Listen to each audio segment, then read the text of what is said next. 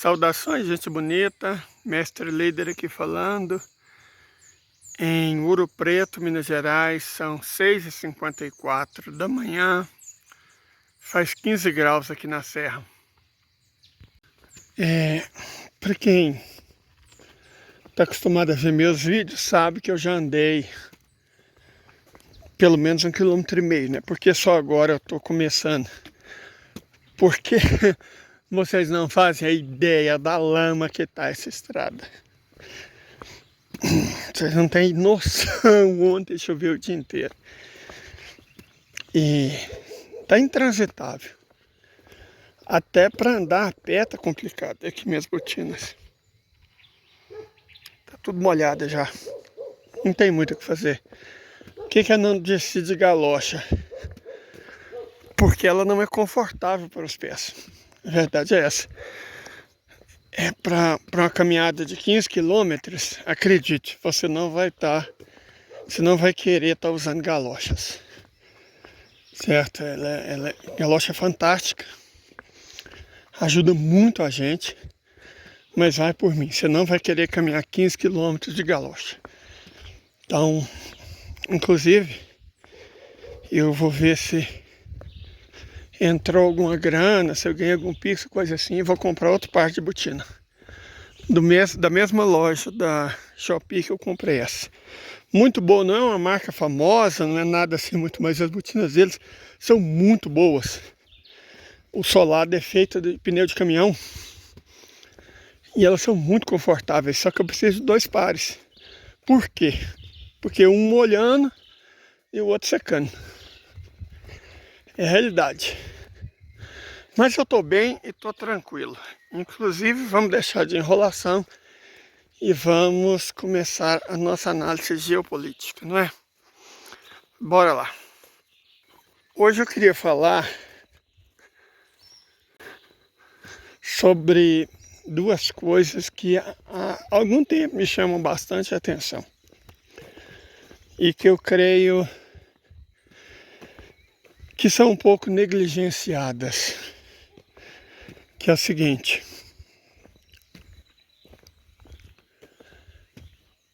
o esfacelamento, a desintegração, o apodrecimento,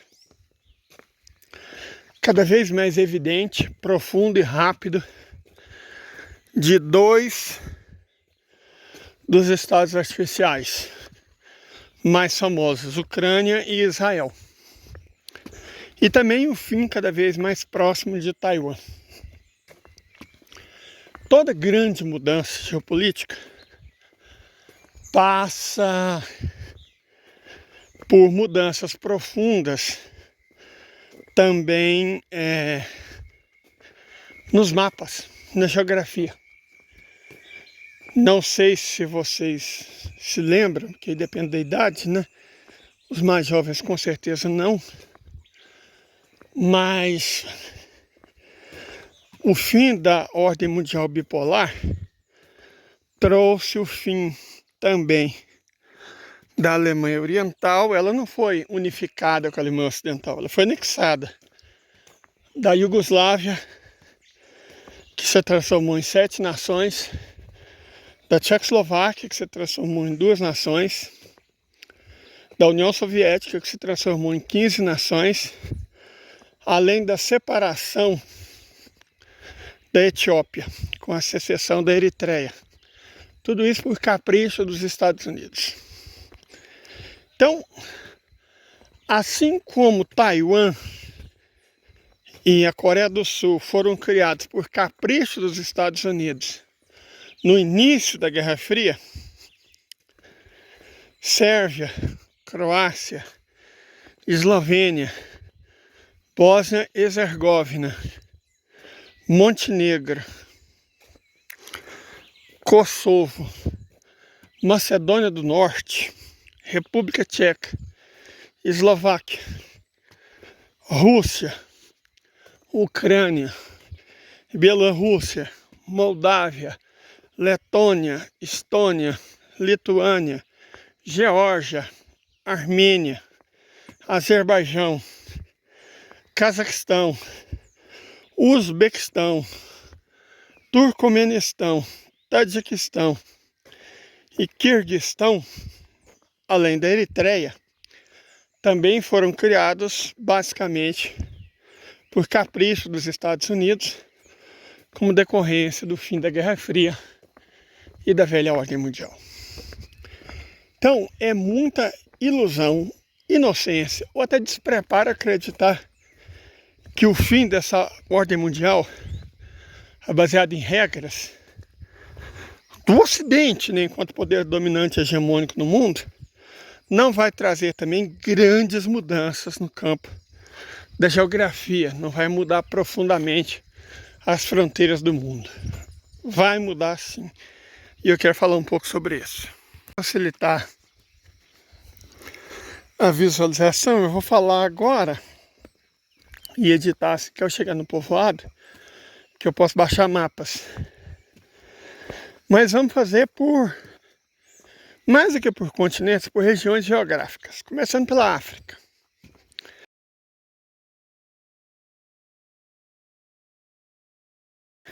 Quais os estados artificiais da África? Olha, gente, grosso modo, todos os estados africanos, com exceção daqueles do norte e da Etiópia, são estados artificiais, certo? Todos eles são estados artificiais. Tem fronteiras artificiais traçadas pelos colonizadores europeus, que não levam em consideração história, etnografia, linguística, geografia, nada. Pode ver que muitos países africanos têm fronteiras traçadas em linhas retas, o que é o sinal claro de fronteira artificial, traçada por fora. Mas isso não quer dizer que o mapa da África vai entrar em colapso. Embora eu acho mais provável que nações surjam da fusão de antigos territórios do que necessariamente do separatismo. Por que eu falo? No passado, a região do Sahel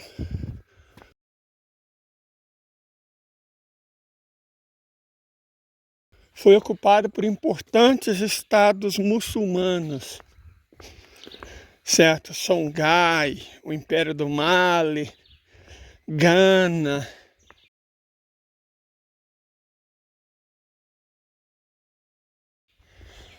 Então, eu não acho totalmente impossível que no Sahel as coisas evoluam já no curto prazo para uma confederação e no longo prazo para uma federação, envolvendo Senegal,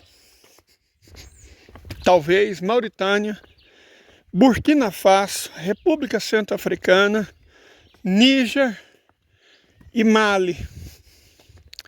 Esses países do Sahel ocidental, eles têm muitas coisas em comum. História, cultura, religião, linguística, etnologia. Então, faz sentido que forme-se um grande estado nas estepes da África, entre o norte, que tem estados consolidados, civilizações milenares, né? E a África subsaariana, que é uma região bem mais tribal. Ok. A Etiópia é provável, muito provável, que ela retome a Eritreia. E existe uma chance da Somalilândia, talvez, ingressar no território etíope. Etiópia, no caso, então, retome as fronteiras do Império Aksum, certo?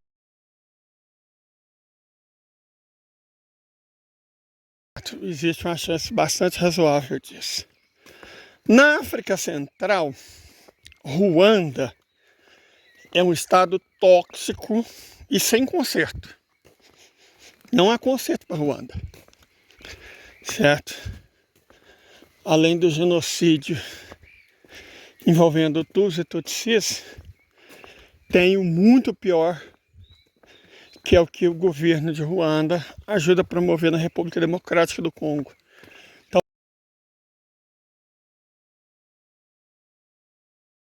Ruanda não tem condições para se manter como Estado independente. É inclusive um perigo para a humanidade. Que Ruanda... Porque não adianta nada Israel ser só uma história do passado se Ruanda continuar. Eu sempre falo. Se a gente olha pelo número concreto de vítimas, o que Israel fez e faz é ficha perto do que Ruanda fez e faz. Então Ruanda não tem como existir. Certo? Sun Tzu falava sobre isso, né? É necessário uma certa prevalência moral que, uma vez perdida, condena um Estado. Ruanda não tem a mínima condição moral de continuar existindo. O que vai ser feito? Vai ser criado um grande Estado na África Central, envolvendo Burundi e talvez Uganda. Olha, eu fiquei pensando muito na entrada de Uganda nos BRICS. Cara, né? Porque ainda tem, eu fico imaginando. Quer dizer, qual que é o problema, né? Mas até o último momento que eu peguei a internet, ainda tinha gente chorando pelos BRICS terem vetado o ingresso da Venezuela.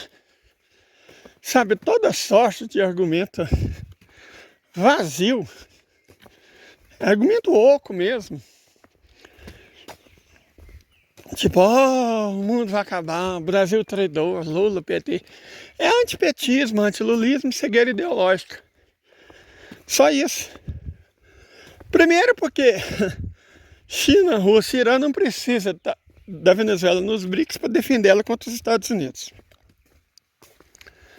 Segundo, porque se China e Rússia realmente quisessem Venezuela nos BRICS, ela estava dentro. Né? Porque as pessoas têm que se decidir.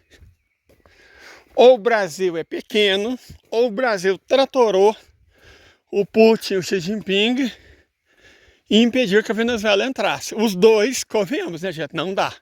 É um ou outro. Ou o Brasil é pequeno, ou o Brasil tratorou a Rússia e a China. Não dá para você defender as duas teses. Mas não dá mesmo. O Putin declarou, se mostrou surpresa. Relações públicas. Relações públicas, pura e simplesmente. Maduro, na volta a gente compra. Tipo isso. Porque, a bem da verdade, gente, é claro que você tem que saber, como se eu não soubesse disso, né? Separar o governante do país governado. É óbvio que eu sei disso. Mas aí que entra o problema. O Maduro não é um governante maduro. Ele é alguma coisa entre um fanfarrão e um histriônico. Num mundo em que cada bloco é um depósito de pólvora, a última coisa que a gente precisa é do incendiário. Sabe, alguém que não sossega e não mantém a matraca fechada. É exatamente a definição do Maduro e mais ainda do Ortega. Por isso que Cuba entrou. Venezuela e Nicarágua não. Não tem nada a ver com esquerda, com revolução, com posição geográfica, não. É que simplesmente não dá para colocar num clube de líderes responsáveis Maduro e Ortega. Eles não sossegam, não quieta, não mantém a maldita boca fechada nos momentos que isso é necessário, não negocia, não aceita, não honra a palavra. Sabe, não dá, cara, assim, simplesmente são pessoas que gostam de confusão. Inclusive, para sedimentar a revolução deles, a estratégia deles é a confusão, não o apaziguamento. Então, nessas condições, considerando a situação geopolítica do mundo, realmente não dá para Ortega e Maduro pertencer aos BRICS. A não ser que eles sejam educados, né? Fala assim, Maduro, Ortega, senta aqui, vamos conversar. E aí eles ouçam, certo? Falar eles falam demais, mas eles ouçam. Gente, a China cede e negocia, a Rússia cede e negocia, o Irã engole o orgulho e negocia e cede. Agora a Venezuela, o país mais pobre que Minas Gerais, ai, a Venezuela tem petróleo. Grande bosta! Petróleo está debaixo da terra, camarada. Como é que vocês acham que é o processo de extração de petróleo? Você resolve em 2 meses? E outra, como é que refina? E os dutos? E os terminais? Não é assim que funciona não, gente. Sério, para com isso. Entendeu? Então, Maduro tem que aprender a fechar a boca, a aceitar o não, a negociar e entender que potencial todo mundo tem, né? Não se vive de potencial. Eu não vivo do que eu vou comer em dezembro. Eu vivo do que eu vou comer agora. Qualquer um de nós. Ah, você tem potencial para beber 50 litros de água. Que bom. Então passa 10 dias sem beber água para você ver o que vai acontecer com você. Entendeu? De potencial não se vive. Se vive de realidade. É nesse sentido que nós temos que entender algumas coisas. Por que eu falo isso? A atuação da China na África hoje já é bem mais importante que a dos Estados Unidos.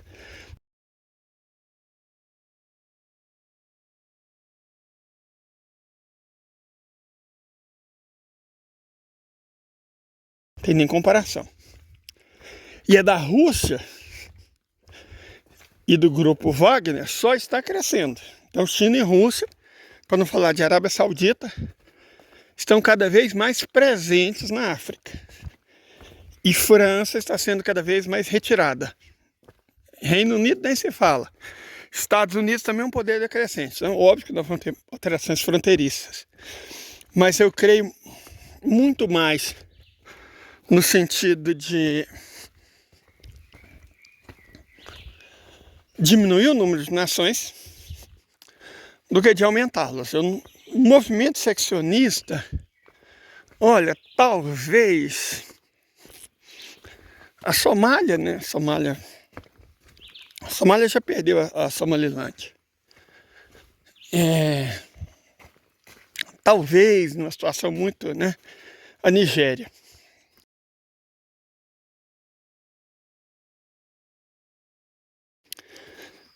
Porque eu não sei por quanto tempo o país vai suportar as tensões entre o norte muçulmano e o sul cristão. O norte Hausa e Fulani e o sul Yorubá e Igbo. Não sei por quanto tempo. Talvez por muito tempo, mas não é bom dar certeza nesse caso, não.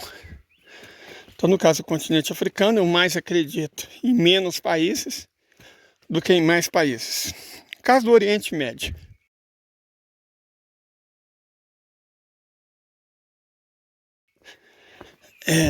O Iêmen vai ter que voltar a ser o que era, né? Vai ter que dividir novamente em Iêmen do Norte e Iêmen do Sul.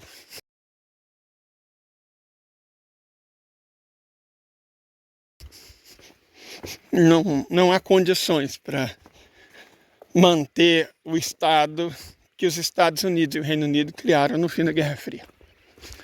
As tensões são muito grandes, até etnicamente, linguisticamente, não tem nada a ver uma coisa com a outra.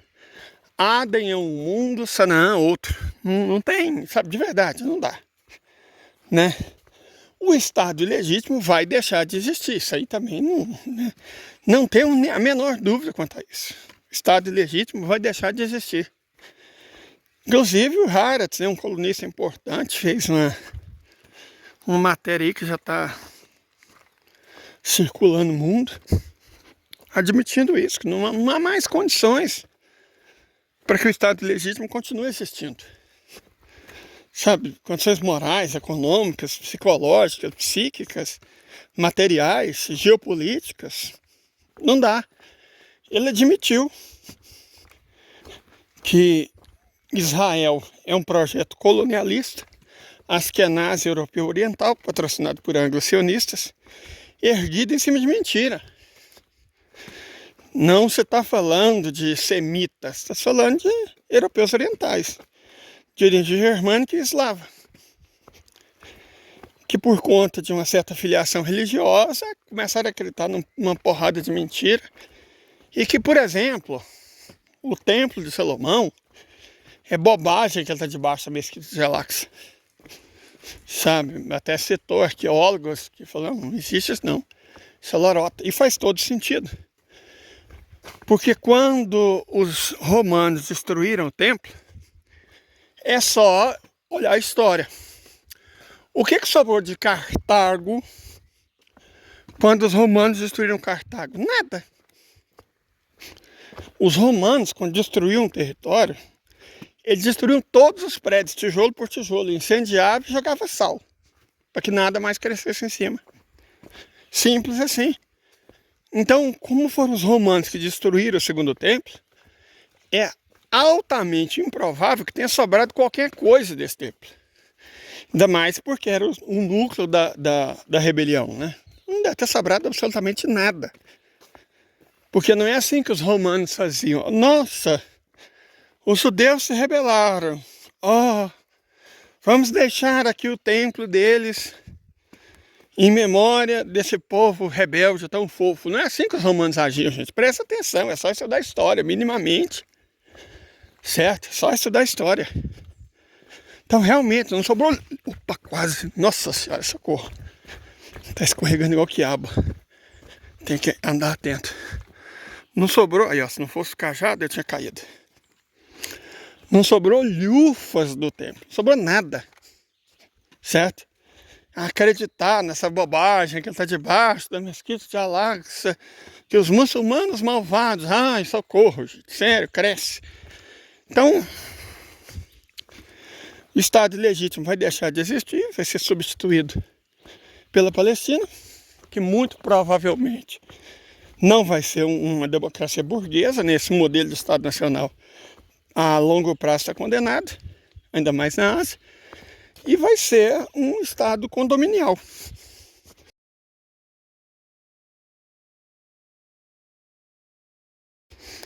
Já houve muitos na história, ainda mais na Ásia, vai ser um estado condominial. Sabe? Como um poder chinês, russo, iraniano, saudita, se equilibrando.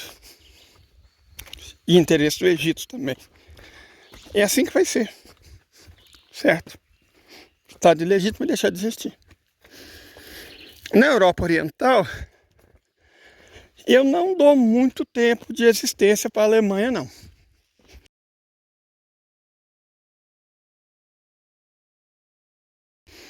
A Alemanha foi um Estado artificial criado por uma burguesia em ascensão.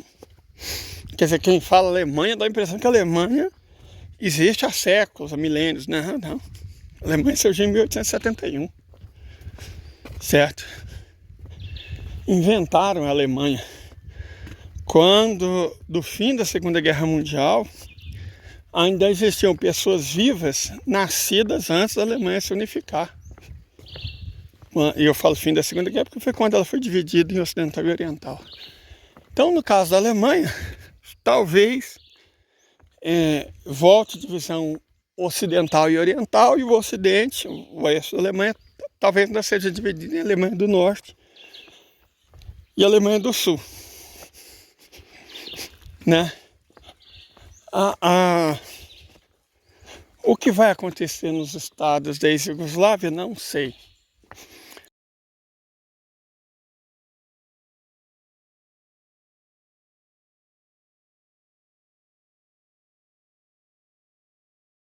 Mas a Sérvia vai retomar as fronteiras dela. A Croácia, os muçulmanos da Bósnia, os kosovares, os montenegrinos, tinha esquecido de Montenegro, os montenegrinos vão pagar o preço de ter feito escolhas erradas. E a Sérvia vai colher o preço de ter apoiado o vencedor desde quando ele era perdedor. Então, uma Sérvia grande, com acesso ao mar através de Montenegro, vai ser restaurada. o que provavelmente implica na dissolução da Bósnia-Herzegovina, na retomada de Kosovo, no fim de Montenegro. Então vai ter mudanças fronteiriças lá também. A Ucrânia vai deixar de existir, óbvio. Os Bálticos também não têm a menor condição de continuar existindo. A Moldávia, não sei se volta para a Rússia ou se parte dela vai para a Romênia. A Bielorrússia, já na prática, já faz parte da Rússia.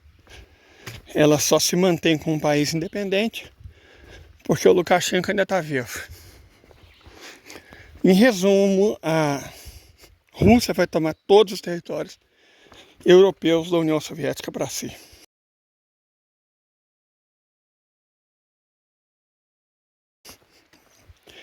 Ela ganhou a guerra, ela está ganhando, vai ganhar, então é assim que acontece, não adianta chorar, né?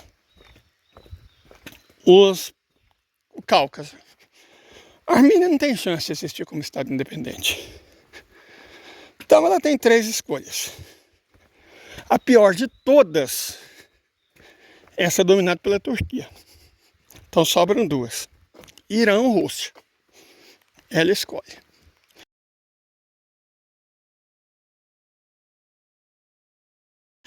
O Azerbaijão também não vejo muito futuro na existência, não.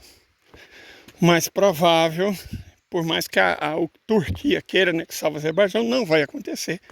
Irã e Rússia não vão permitir. Então, o mais provável é que volte às fronteiras de antes da guerra entre persas e russos, né? Tipo, norte, Baku e o norte irem para a Rússia e o sul de Baku irem para o Irã. Cazaquistão.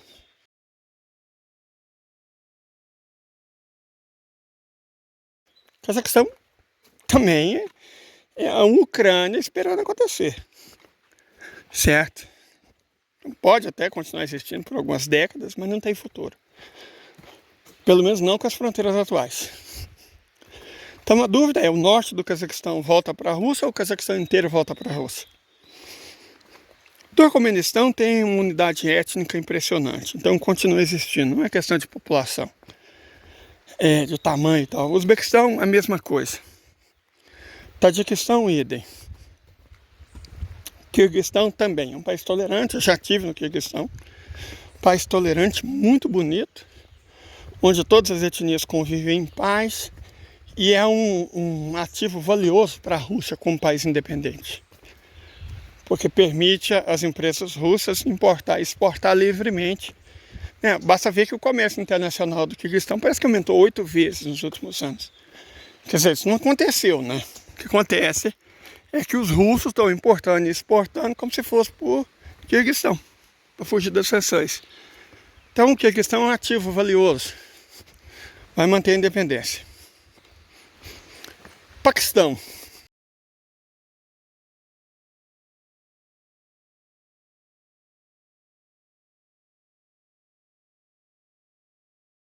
Cara, no longo prazo o Paquistão é inviável, porque não existe Paquistão. Baluchistão é parte do Irã, Punjab é parte da Índia e o território Pashtun é parte do Afeganistão. Então não existe Paquistão.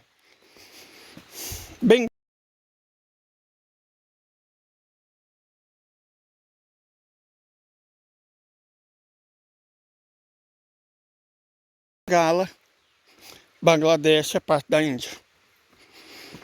Nepal é parte da Índia. Sri Lanka é parte da Índia.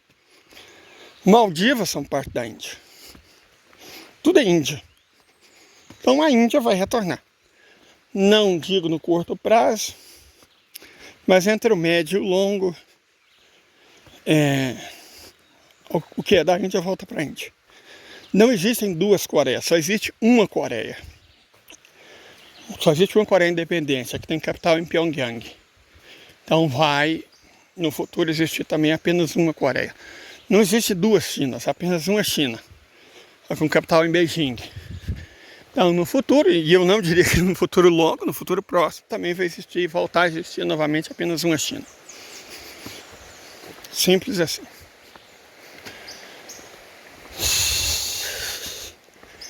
Indonésia e Malásia, olha, formam o mesmo país, né? Não faz muito sentido, não. Enfim, no médio prazo, a tendência é que a unidade da Insulíndia seja restaurada.